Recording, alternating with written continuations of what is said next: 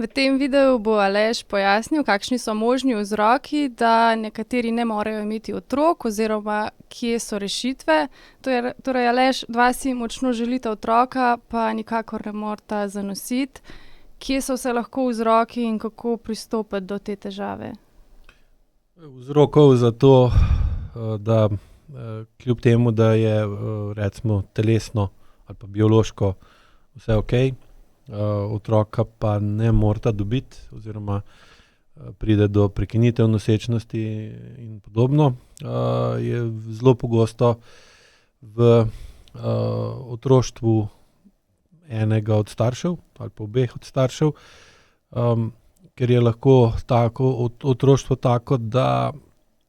ne omogoča dovolj visoko čustveno zrelost, da bi imela tak odnos, pa tako urejeno okolje, v katerem bi se ženska počutila dovolj dobro ali pa dovolj varno, dovolj pomembno, dovolj podprto, da bi bila dovolj pogosto sproščena ali pa recimo tem parasimpatična, da bi lahko prišli do ugodnih pogojev za zanositev in seveda, da bi bili pol ti pogoji dovolj dolgo dobri, da bi prišli do zaključka nosečnosti, poroda in potem starševstva. Se pravi, ti si lahko zavestno želiš otroka, daš jasno namero, da si ga želiš, morda že opremljaš otroško sobo, kupiš voziček in tako naprej, ampak a je možno potem na telesni ali pa podzavestni ravni, je pa druga informacija oziroma... Ja, tukaj je tudi glaven problem, ne, ker je otrok, nosečnost ali pa razvoj otroka se dogaja v telesu. In zavest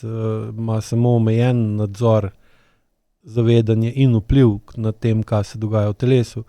In če recimo če pri materi pa pri očetu telesno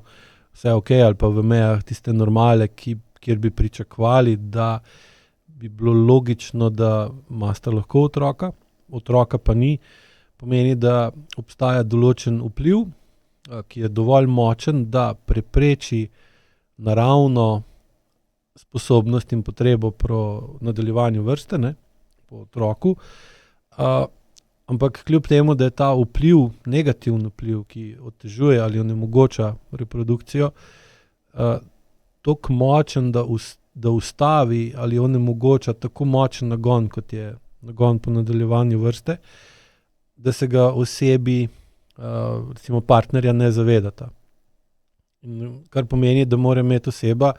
dovolj visoko senzorno amnezijo, da kljub temu, da je v njenem življenju toliko močen negativen vpliv na reprodukcijo, na to, da lahko ima otroka, da tega ne čuti, ne vidi. In namen programa za urejanje odnosa do otroka in primernost sodelovanja na tem programu tistih, ki otroka zaradi takih okoliščin neznanih, nedoločljivih ali pa nelogičnih okoliščin ne morejo imeti, je glih ta, da bojo skozi program lahko videli, kakšen je primeren pa neprimeren odnos do otroka, staršev do otroka, in da bojo lahko skozi razlage in vprašanja sodelujočih začeli bolj razumeti svoje lastno otroštvo, kakšen je bil odnos njihovih staršev do njih, pa kakšen je bil odnos okolja do staršev in njih, ker je to najpogosteje glavni razlog, da pride do tako močnega podzavestnega ali pa telesnega odpora do otroka, da kljub temu, da ima oseba delujoče reproduktivne organe, da ne pride in jasno željo do otroka, da ne pride do tega, da bi otroka imela.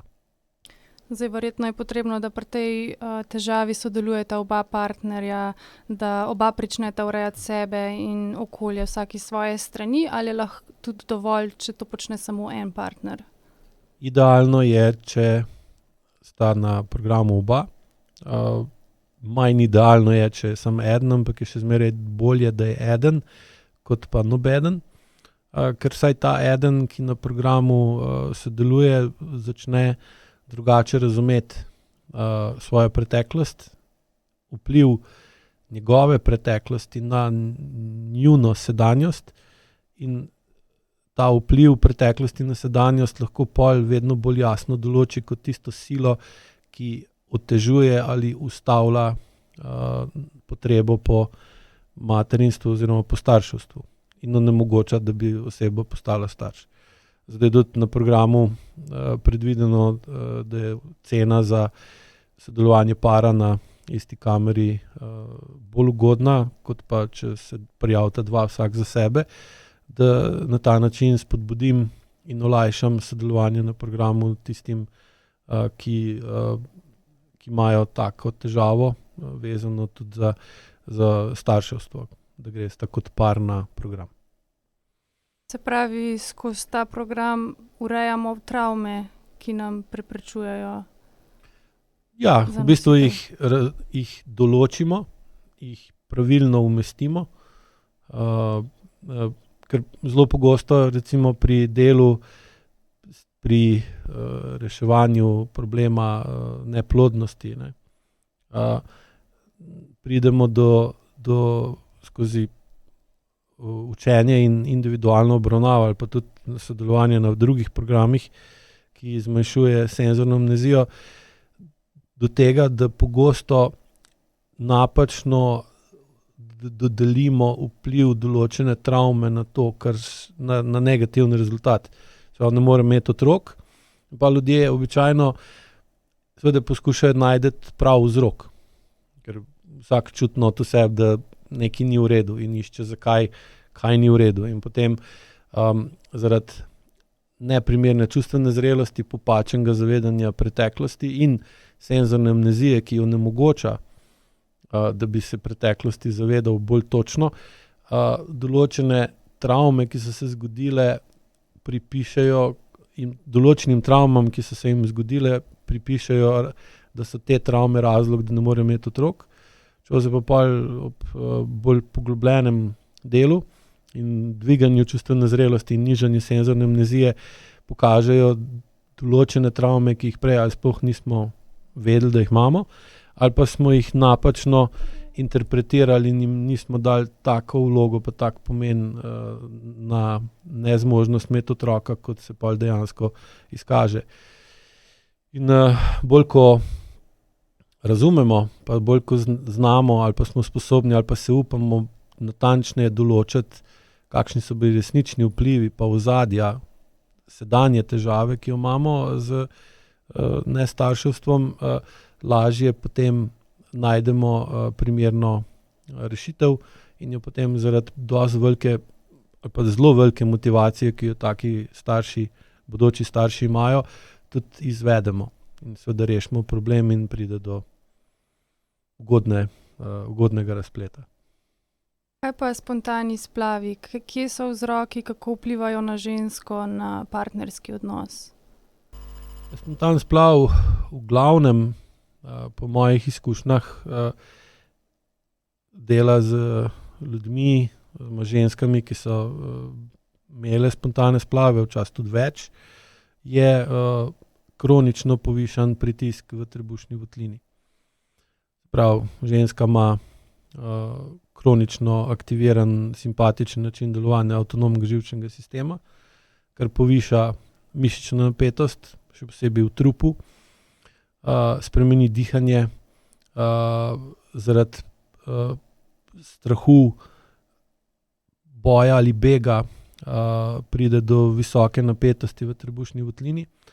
in seveda se ustvari vedno bolj neugodno okolje za razvoj zarodka. Ker zarodek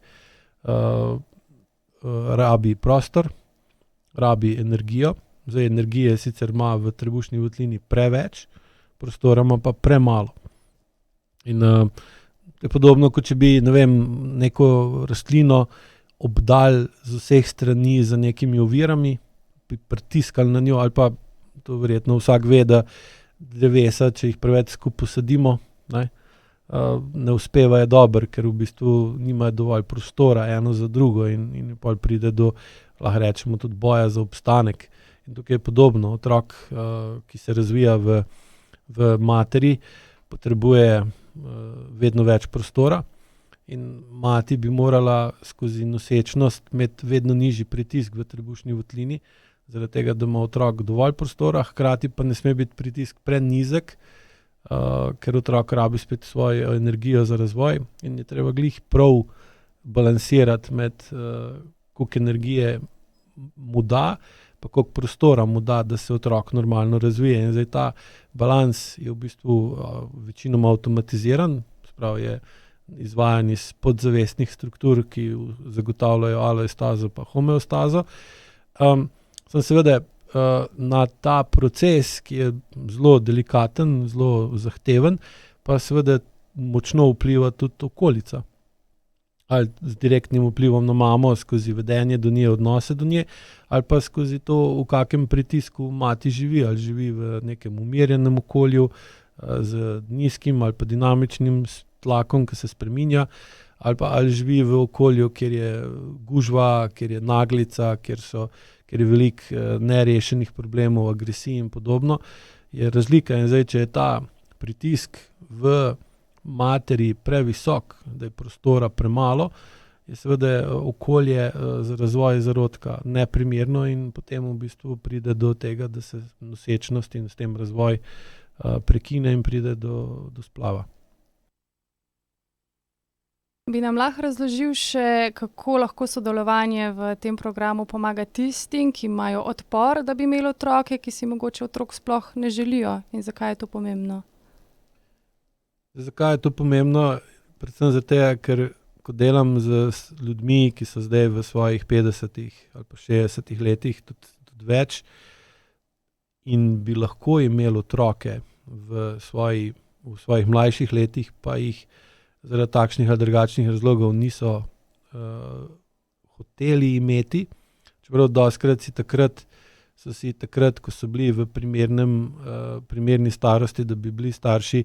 so si interpretirali svoje stanje, kot da niso mogli imeti otrok. Seveda pa so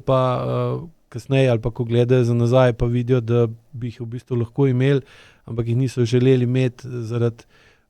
slabih izkušenj v svojem otroštvu, ker jih je onemogočalo, da bi oni tudi postali starši in so noter vse počutili, da če bi to naredili, da bi bila zelo velika verjetnost kljub veliko truda pa veliko pozornosti, da bi se do svojih otrok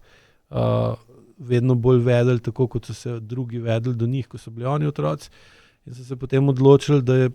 boljše, da otrok sploh nikoli nimajo, ker je po eni strani tudi res boljše, da se to zgodi, kot da ne. Po drugi strani pa zdaj skozi možnosti, ki jih nudi učenje AIQ-ja in sposobnostjo, ki jo ta, ki se AIQ uči, razvije, da postopoma veliko bolj natančno določi, kateri podzavestni vzorci so mu koristni, kateri so škodljivi,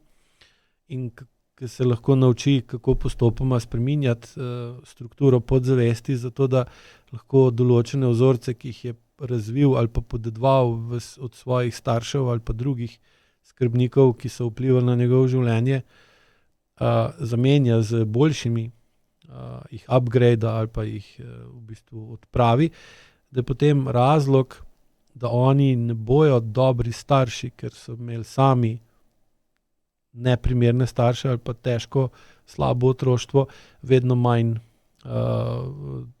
manj smiselen. In potem lahko oni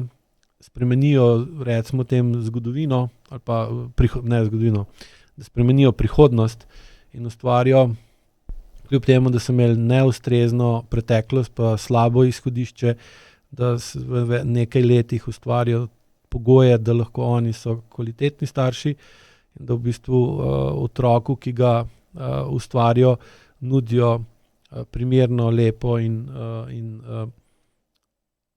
tako prihodnost, da bodo veseli, ko bodo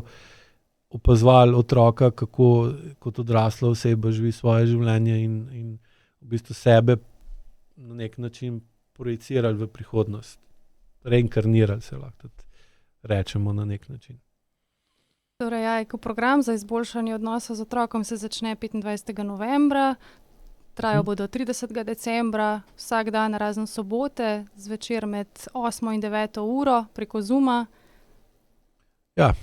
na tak način sem ugotovil skozi zdaj že 3 leta vodenja programov. V bistvu je bilo že več kot 1100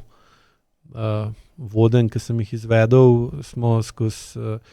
testiranje, skozi razvoj, skozi opazovanje rezultatov, tudi skozi znanstvene raziskave, ki smo jih delali iz vprašalnikov sodelujočih na programu, v bistvu razvili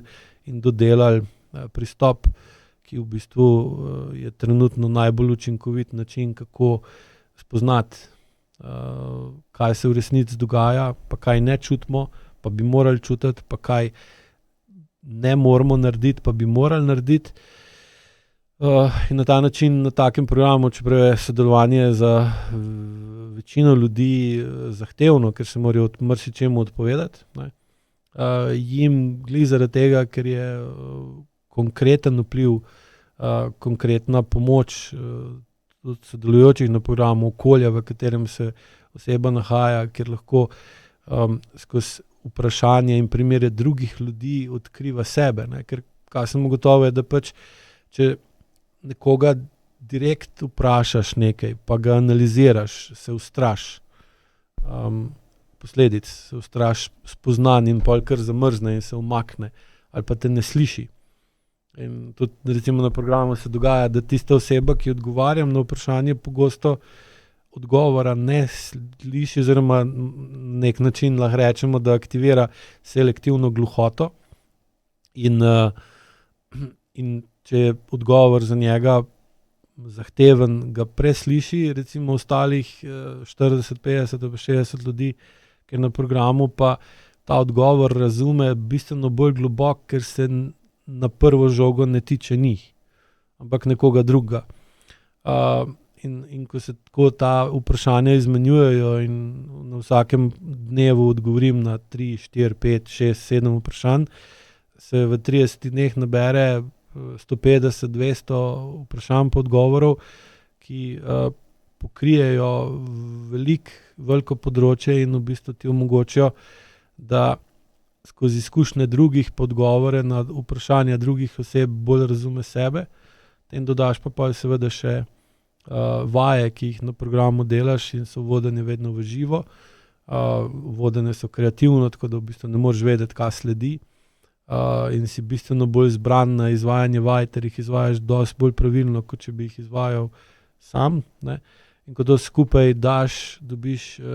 tak močen vpliv programa na zavest in na telo, da se čustvena zrelost konkretno dvigne, senzorna amnezija pa motorna amnezija se pa dosti zmanjša in dobiš konkretno popotnico, kako nadaljevati dvig čustvene zrelosti in spreminjanje odnosov tudi po programu, kar pa seveda potem vodi v to, da se odnos izboljša, da se pritisk, povprečen tlak v ženski trebušni votlini zniža, ker se tudi ženska začne zavedati, da je sploh napeta, začne se zavedati, da je pretirano napeto okolje, in bolj ko se oba partnerja zavedata dejanskega stanja, da je drugačno od tistega, kar sta mislila ali pa bila prepričana, da je, večja je verjetnost, da lahko zavestno spreminjata vedenje in dosežeta drugačne okoliščine, v katerih je potem zanositev željena, in si v bistvu želita otroke, ker sta se v bistvu naučila stvari, ki jih njuni starši še niso vedeli. Tako kot recimo, ne vem, vaš oče je bil železničar, vi ste pa arhitekt in vi v bistvu delate stvari, ki jih vaš oče nikoli ne bi mogel, ker ni imel te primerne izobrazbe, in imate lahko uspešno kariero kot arhitekt. In enako se da učiti tudi za, recimo, šolo za starše, kar je pa namen tega programa. Več pa torej lahko najdete tudi na daljšem webinarju s klikom v link